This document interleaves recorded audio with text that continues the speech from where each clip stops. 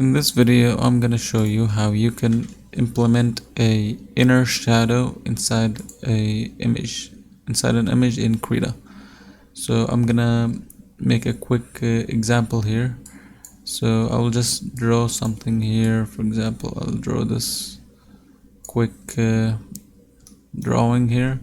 And to implement the inner shadow, you right click here on the image layer and then go to layer style, and then you will see inner shadow. You click on it and now you notice now you have an inner shadow.